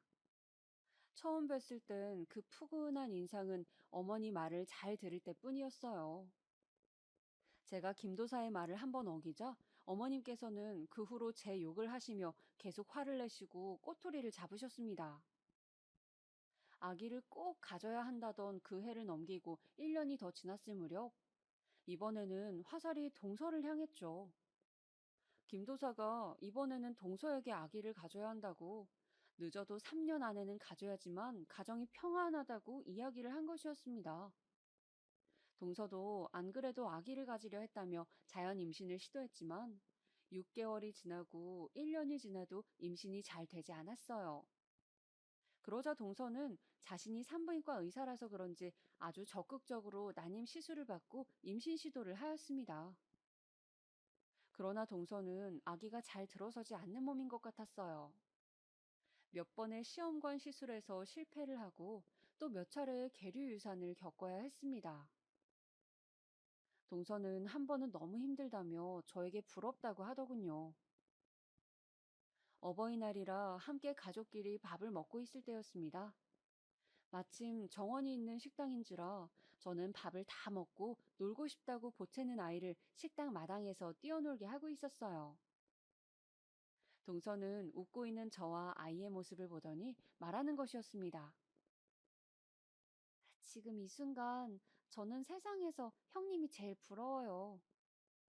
어? 동서가 내가 부러울 게 뭐가 있어? 조카도 너무 귀엽고 예쁘고 건강하고 그냥 아기를 가지고 낳고 키우고 있는 형님이 너무 부러워요. 요즘 병원에서 임신한 환자들만 보면 제가 정신을 못 차리고 쳐다본다니까요. 너무 부러워서요. 동서, 스트레스 너무 받지 마. 아기는 하늘이 점지하는 거라고 하잖아. 형님, 저는 살면서 제가 꼭 해야겠다고 마음먹은 일은 대부분 이루고 살았어요. 그런데 임신이 이렇게 어려울 줄은 생각도 못 했네요. 동서가 그렇게 임신 때문에 속을 썩이고 있을 즈음 저에게도 큰일이 생겼습니다. 바로 엄마가 위암 판정을 받은 일이었어요. 어느 날 바로 밑에 동생이 전화가 왔습니다. 누나, 왜 무슨 일이야? 왜 그래? 말을 좀 해봐. 엄마가 위암이래, 위암. 뭐? 저는 그 길로 집으로 달려갔어요. 집에는 병원에 다녀왔는지 약봉지와 망연자실 앉아 있는 제 동생의 모습, 그리고 방에 들어가 누워 계신 엄마가 있었죠. 그냥 소화가 안 되는 것 같아 병원에 갔더니 위암이라고 했다는 겁니다. 저는 너무 놀라 병원을 여러 군데 가보자고 했어요. 그렇게 몇 군데 큰 병원을 다녔지만 모두 위암이라고 하더군요. 그것도 좀 진행이 된 상태라고요. 마치 하늘이 무너지는 것 같았습니다. 이제 겨우 저 시집 보내고 손주 커서 학교 가는 거 볼 날만 기다렸는데 평생 고생만 한 우리 엄마가 암이라니. 저는 한동안 엄마를 돌보는데 제 모든 노력을 다했어요. 좋다는 것을 구해서 드리고 수시로 집에 들러 먹을 것을 챙기고 병원 갈 때마다 모시고 갔죠. 그런데 하루는 시댁 가게에 들렸더니 시어머니가 그러시는 거예요. 아가, 요새 바쁘니? 한 번씩 나와서 가게 일도 돕고 하더니. 아, 어머니, 제가 말씀을 못 드렸죠? 저희 어머니가. 아, 그거라면 들었다. 편찮으시다고? 그런데 뭐, 요새 세상에 암이 흔하잖아. 별일이야 있으시겠니? 네? 아니, 가게 일도 좀 돕고 아기 돌보는데 신경 써야지. 하루 종일 친정에만 매달려 있는 것 같아서 보기가 좀 그래서 말이다. 엄연히 출가 외인인데 안 그러냐? 저는 어머니 말에 울컥하고 올라오는 기분이었지만 어른인지라 같이 따질 수도 없고 그냥 말없이 못 들은 걸로 하자라고 속으로 되뇌이며 참고 있었습니다. 제 표정이 안 좋은 것을 본 남편이 와서 저에게 오늘은 그만 가라고 하면서 저를 끌고 밖으로 나갔어요. 저는 저를 붙잡고 나가는 남편도 그 순간 너무 미웠습니다. 당신은 당신 어머니가 저런 막말을 하는데 어떻게 나만 끌고 나올 수가 있어? 자기야, 기분 안 좋은 건 알겠는데, 당신 어머니가 뭐야? 그리고 우리 부모님이 아직 장모님이 심각한지 잘 모르셔서 그래. 가벼운 암들도 많잖아. 그런 건 줄 아시는 거야. 좋게 생각하죠, 어? 아, 그래도 그렇지. 어떻게 아픈 우리 엄마에 대해서 그렇게 말씀하실 수가 있어? 미안해, 자기야. 섭섭한 마음 이해해. 내가 사과할게, 어? 저는 간신히 섭섭한 마음을 추스르고 남편의 사과를 받았죠. 엄마는 완전 말기는 아니었지만 후기에 해당했고 이미 전이가 조금 되어 있다는 소견을 받았어요. 수술을 하기로 했는데 수술 당일에 초조하게 기다리고 있던 저에게 더 힘든 소식이 들려왔습니다. 6시간에서 8시간 정도는 걸린다고 했는데 1시간 만에 의사가 밖으로 나와서 저에게 그러는 것이었어요. 생각보다 여러분이 전이가 많이 되어서 수술을 하기가 힘들다고요. 아무래도 수술 없이 항암을 하셔야 할 것 같다고 했습니다. 정말 설상가상이었어요. 제가 생각한 것보다 엄마는 더 상태가 안 좋았습니다. 아버지가 엄마를 간병해야 하는 상황이 길어지면서 친정의 형편은 더 안 좋아졌어요. 당장 남동생도 아직 대학생이었고 돈이 빠듯한 상황이었죠. 저는 제가 모아두었던 비상금을 일단 아빠에게 드렸어요. 결혼하면서 가지고 갔던 돈이었죠. 급한 병원비 이걸로 일단 쓰고 생활비에도 보태라고 1,000만 원을 드렸습니다. 아빠는 이런 돈을 내가 너한테 줘야 하는데 미안하다고 눈물을 보이셨어요. 저도 아빠 손을 붙잡고 함께 울었죠. 우리가 함께 노력하면 엄마는 꼭 좋아지실 거라고 저는 그렇게 아빠를 붙잡고 눈물을 흘렸습니다. 그렇게 엄마는 수술을 하지 못하시고 항암 치료를 시작했어요. 날이 갈수록 수척해지고 머리도 빠지는 엄마를 보면서 제 마음도 찢어져 갔습니다. 항상 여자는 나이가 들수록 머릿결 관리가 중요하다며 신경 쓰시던 엄마였는데 머리숱이 거의 없어지자 항상 모자를 쓰고 계시는 엄마의 모습이 너무 마음이 찢어지는 것 같아.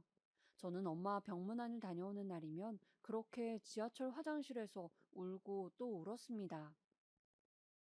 정말이지, 제 인생의 본질이 고통이라고 하지만 이렇게 괴롭고 힘들 줄이야. 저는 이 시간이 어서 지나가기를 빌고 또 빌었습니다. 그러나 저의 바람과는 달리 적극적으로 치료를 하는데도 엄마는 급속히 안 좋아지셨어요. 나날이 쇠꼬챙이처럼 말라가고 식사도 편하게 하시지 못했죠. 저는 엄마를 생각하며 울고 지내는 날이 많았습니다. 시댁과 남편이 뭐라 하든 안중에도 없었어요. 내 부모, 배 아파 저를 낳고 키우고 돌봐준 엄마가 지금 돌아가실지도 모른다는 생각을 할 때마다 그 사람들이 무슨 말을 하든 상관없었고 오직 엄마 생각만 날 뿐이었습니다.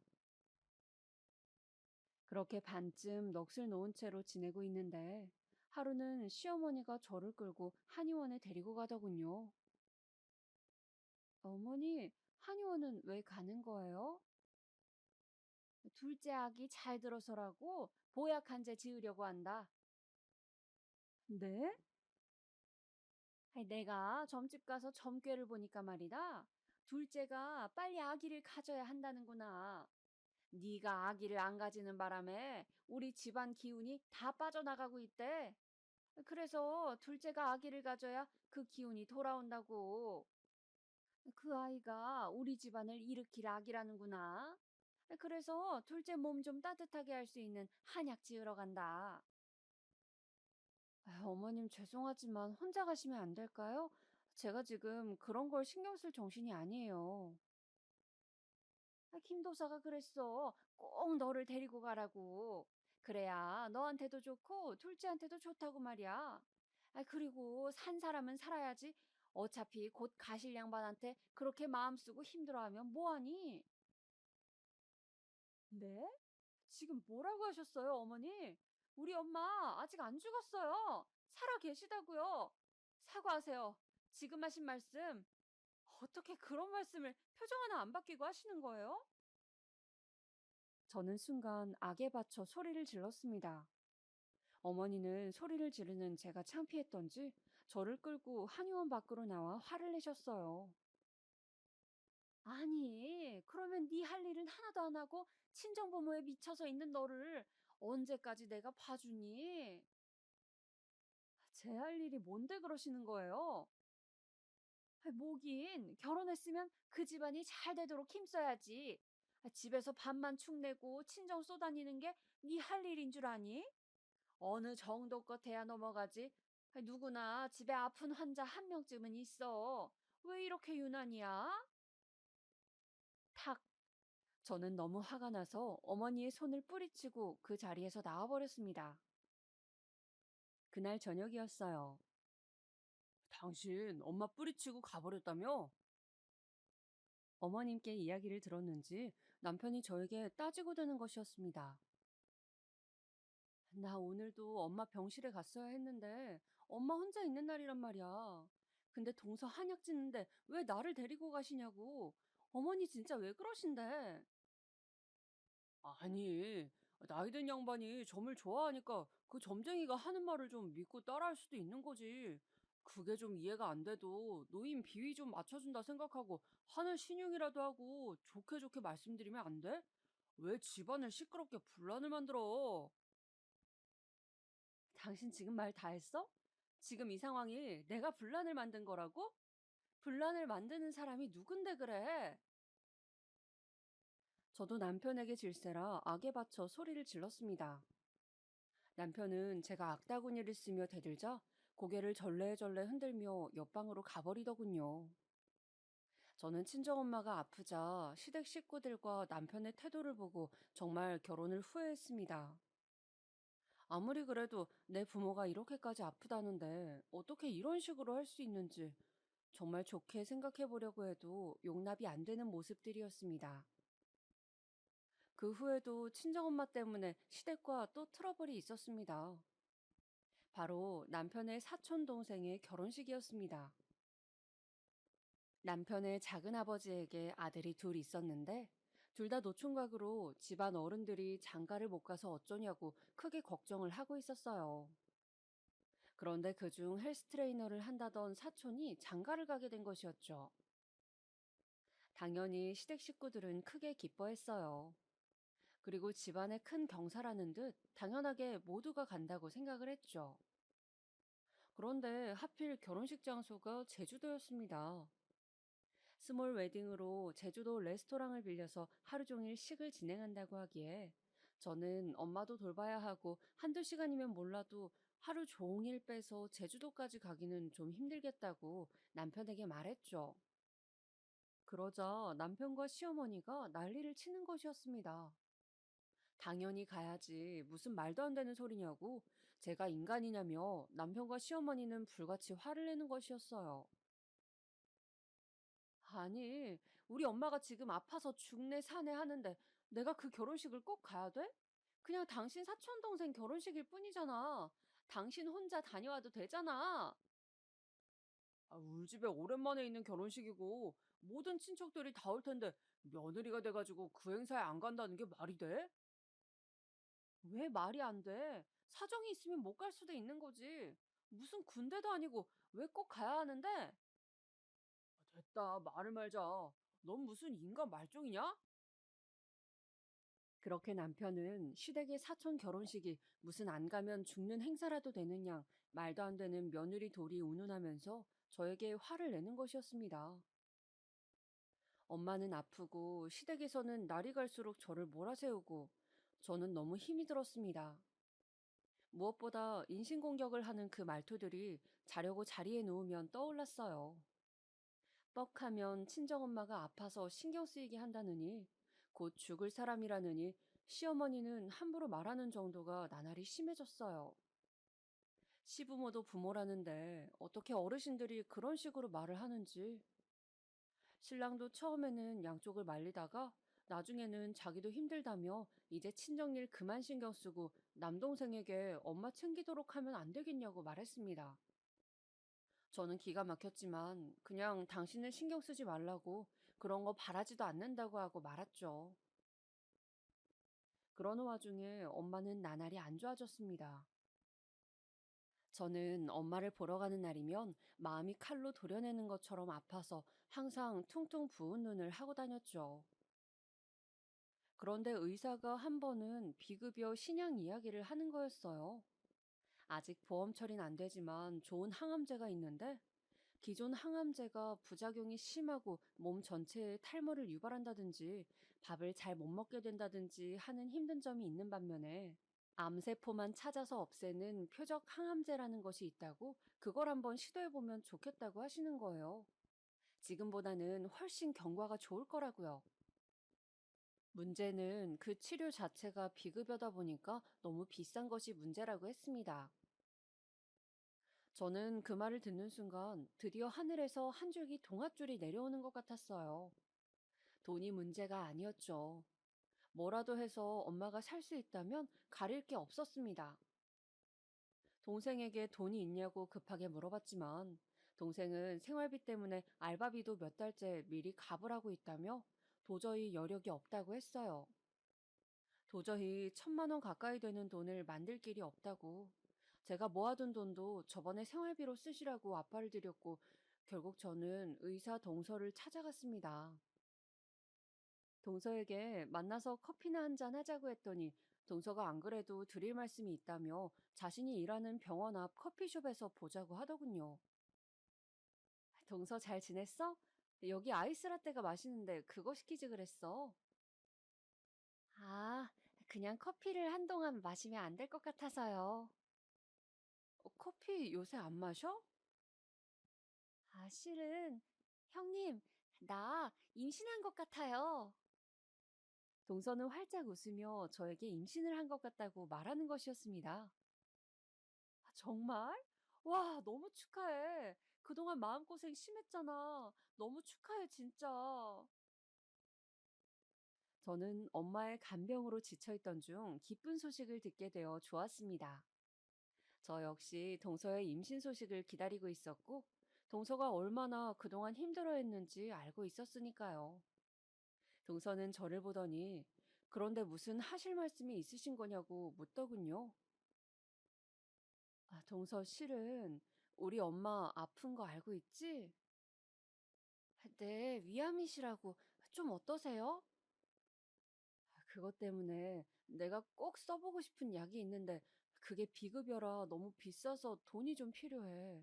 남편은 그 돈이 없을 것 같고 혹시 나한테 돈 좀 빌려줄 수 있을까? 시댁 식구들한텐 비밀로 하고 말이야. 그런 일이라면 당연히 제가 도움이 되어드려야죠, 형님. 정말 힘내세요. 네? 고맙게도 동서는 자신이 모아둔 비상금이 있다면서 저에게 선뜻 돈을 빌려주었습니다. 저는 동서에게 빌린 돈 이외에도 약값이 계속 들어갔기 때문에 신랑 몰래 대출을 받았습니다. 당시에는 남편에게 말도 없이 대출을 받는 것이 두렵지도 않았습니다. 이판사판이었죠. 대출을 받겠다고 말하면 또 얼마나 시어머니와 함께 친정에 신경 그만 쓰라는 둥 그런 소리를 할지 뻔했기 때문에 말하고 싶지 않았습니다. 다행히 제가 경찰 공무원이라 대출은 쉽게 나왔죠. 비싼 약을 맞고 엄마가 어서 툭툭 털고 일어나시길 비는 마음만 간절했습니다. 그러나 저의 이러한 노력이 무색하게 엄마는 결국 세상을 떠나셨습니다. 마치 미라처럼 바싹 마르셔서 말이죠. 오히려 그동안 많이 울어서인지 엄마의 임종 순간에는 눈물이 나지 않았고 그저 비현실적으로만 느껴졌어요. 만지면 바스라질 것 같이 뼈만 남은 엄마의 손을 잡고 그저 엄마의 눈을 한없이 바라봤습니다. 평생을 자식 키우느라 뼈 빠지게 고생한 우리 엄마. 죽는 순간까지도 남편 걱정, 자식 걱정만 하는 우리 엄마. 저는 엄마의 마지막 모습을 오래오래 눈에 담아두고 싶었습니다. 마지막 순간에 엄마는 저를 바라보며 제 행복을 기원하셨어요.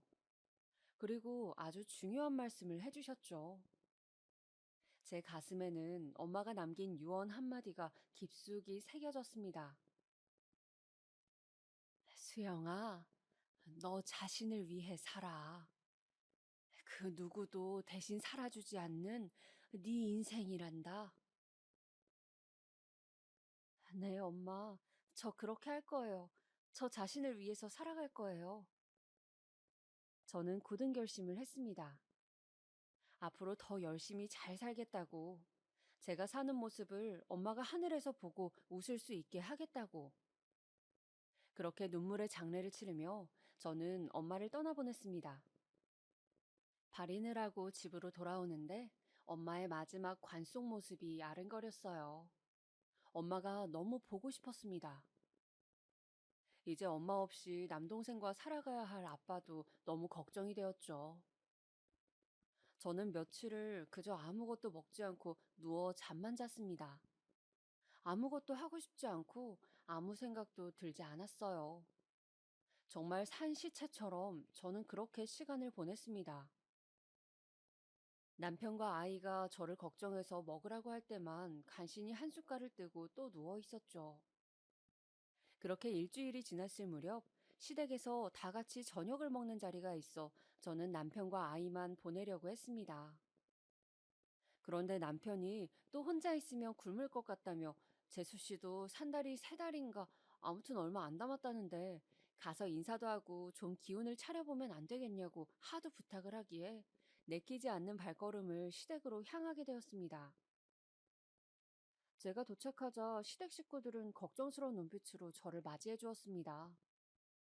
그 와중에 시어머니는 기분이 안 좋으신 것 같았지만요. 아직도 제가 어머니 말씀을 안 듣고 둘째를 안 가진 것이 불만이신 건지, 저도 더 이상 신경 쓰고 싶지도 않아 힘없이 자리에 앉았습니다. 형님 오셨어요? 뭐 좀 드셔야죠. 동서가 제가 반가웠는지 벌떡 일어서서 부른 배를 안고 제가 먹을 것을 챙겨주려고 일어섰습니다. 그 순간이었어요. 쿵! 동서가 그만 발을 헛디뎌 넘어져 버린 것이었습니다. 하필 그것도 앞으로요. 동서는 배를 움켜잡고 비명을 질렀어요. 배가 119 불러줘요. 동서는 신음소리를 내며 땀을 뻘뻘 흘렸고 모두가 너무 놀라 혼비백산해서 구급차를 불렀습니다. 동서는 그렇게 구급차에 실려갔어요. 저도 너무 놀라서 그저 그 자리에 가만히 앉아 있다가 그만 집에 가라고 시어머니가 말씀하셔서 집으로 왔습니다. 그러고 3시간여가 지났을까? 갑자기 띵동, 띵동 초인종이 울리는 것이었어요. 쾅쾅쾅쾅! 누군가 우리 집 문을 세게 두드리는 소리도 들렸습니다. 누구세? 너 때문에 네가 악기를 달고 와서 우리 손주가 나가 죽어. 갑자기 달려든 시어머니가 제 머리채를 잡았습니다. 저는 너무 놀라 허우적대며 시어머니의 앙칼진 소나기에 끌려다닐 수밖에 없었어요. 아, 어머니, 왜, 엄마, 왜 이래요? 엄마! 어머니는 한참을 그렇게 제 머리채를 잡고 뒤흔들더니 씩씩대며 놓으시더군요. 유산했단다. 김도사가 안 그래도 한동안 널 집에 들이지 말라고 했거늘 다들 안쓰럽다고 기어이 불러서는 둘째가 그렇게 힘들게 가진 아기 유산했다고. 다 너 때문이다. 집안 말아먹으려나. 어머니는 그렇게 계속 악다구니를 쓰셨습니다. 저는 어머니의 말씀에 너무 어이가 없어서 헛웃음이 나더군요. 어머니, 아직도 그 점쟁이 타령이세요? 그래서 돌아가신 우리 엄마가 악귀가 되어서 동서 아기를 데려갔다는 거예요, 지금? 그걸 말이라고 하세요? 어떻게 부모 잃은 제 앞에서 그런 말씀을 하실 수가 있어요, 어머니? 저는 너무나 괴로워 가슴을 쥐어뜯으며 울부짖었습니다. 사람이 사람으로 태어나 어떻게 이렇게 모질고 자기 입장밖에 모를 수가 있는지, 할 말 못할 말 가리는 게 그렇게 힘든 일인지 저는 더 이상 시모를 보고 싶지가 않았습니다. 너무 정이 떨어지고 끔찍했어요. 그래서 그 길로 이혼하자는 말만 남기고 짐을 싸서 아이를 데리고 친정으로 가버렸습니다. 그렇게 친정에 와서 지낸 지 3일째 되던 날, 저는 꿈을 꿨습니다. 꿈속에는 돌아가신 어머니가 희한하게도 무당옷을 입고 점집처럼 보이는 곳에 앉아 계셨어요. 그런데 어머니는 저에게 자꾸 자신이 입은 옷을 가리키는 거였습니다. 저에게 뭔가 이야기를 하고 싶으신 것 같았어요. 저는 엄마를 부르다가 그만 잠에서 깨고 말았습니다. 깨어난 후 골똘히 생각에 잠겼죠. 왜 엄마가 무당 옷을 입고 있었을까? 혹시 나에게 뭔가 할 말이 있었던 것은 아닐까? 그렇게 몇 날 며칠을 생각하다가 저는 김도사를 찾아가 보기로 했습니다. 아무래도 엄마가 입고 있던 무당 옷이 김도사를 뜻하는 것 같아서였죠. 예약을 하고 점을 보러 간다고 핑계를 대서 저는 김도사를 만나러 갔어요. 김도사는 50 중반쯤 되어 보이는 남자였는데 제 사주를 봐주고 이혼을 고민한다고 했더니 대뜸 그러더군요. 시댁이 별나 아주 특이해. 그래요? 어떻게 특이한데요? 아기를 낳아야 돼. 그래야 모든 것이 내려가. 애군이 씻겨. 아기요? 아기 없지? 딱 보니까 없구먼. 아기 낳을 거 아니면 이혼해. 올해 안에 아기를 낳아야지. 그게 아니면 살기 힘들어. 아, 저는 김도사가 뭔가 엉터리 같다는 생각이 들었습니다. 어떻게 우리 시어머니 마음을 잡았는지 몰라도 아기 이야기를 하는 게 고정 레퍼토리 같았어요. 그래서 저는 김도사에 대해서 더 알아봐야겠다고 마음을 먹었습니다. 제가 직업이 경찰인지라 저는 혹시 이쪽에 기록이 있나 싶어 김도사의 신상을 찾아봤어요. 사실 그렇게 해선 안 되지만 김도사의 신상을 알아보니 세상에 김도사는 사기죄로 복역한 전과가 있는 사람이었어요. 말 그대로 사기꾼이었던 겁니다. 저는 김도사가 사실은 사기꾼이라는 사실을 알아내고 어떻게 이 사실로 시어머니를 기함하게 할지 고민했어요. 이혼은 당연히 할 거지만 감히 우리 엄마에게 아끼라고 한 그 노망난 인간을 가만두고 싶지가 않았습니다. 그래서 저는 경찰복을 입고 어머니가 점집에 가셨을 때 들이닥치기로 했어요. 다른 경찰 친구에게도 그냥 옆에만 서 있어 달라고 부탁을 했죠. 물론 제 명찰이나 이름은 가리고 저도 최대한 얼굴을 가렸습니다. 어머니는 한 달에 한 번씩 주로 주말에 김도사를 찾아가셨어요. 저는 동서에게 연락해 아기가 그렇게 된 것 정말 유감이라고 말했습니다. 동서는 다행히 시어머니처럼 그렇게 점을 맹신하는 것은 아니었어요. 그냥 그 아기의 운명이 그런 것이라 생각한다며 자신이 넘어지는 바람에 괜히 집안에 분란을 일으켰다며 저에게 사과를 했습니다. 저는 동서에게 미안하지만 혹시 어머님께 다음에 김도사를 만날 때 같이 가자고 떠보면서 언제 가시는지 좀 나에게 알려달라고 부탁을 했어요. 그렇게 저는 둘째 주 토요일이라는 날짜를 알아냈습니다. 그리고 김도사의 점집에 들이닥쳤어요. 벌컥 문을 열고 들어서자 어머니가 김도사 앞에 앉아 뭐라고 이야기를 하고 있는 모습이 펼쳐져 있었어요. 저는 그 앞에서 목소리를 굵게 바꿔내면서 말했습니다. 김명준 씨, 당신을 사기죄로 서로 연행합니다. 아니 왜 그래요 또? 나 감옥 잘 갔다 왔는데? 네? 형사님들이세요? 아이 참, 아줌마 일단 나가요. 네? 나가 계세요. 이분 역술인 아닙니다. 역술인 사칭하는 사기꾼이에요. 예? 어머니는 큰 충격을 받으신 듯 비틀거리며 일어서시더군요. 그동안 김도사의 말을 듣고 투자도 많이 하고 많은 것을 정했는데 사기꾼이라는 정체가 밝혀지니 많이 놀란 듯 보였습니다. 저는 그렇게 김도사에게 겁을 주고 어머니에게 김도사의 정체를 까발렸어요. 물론 제 직업을 이용한 것은 잘못했다고 생각하지만 그 당시에는 저도 눈이 뒤집혀서 뭐라도 하고 싶었습니다.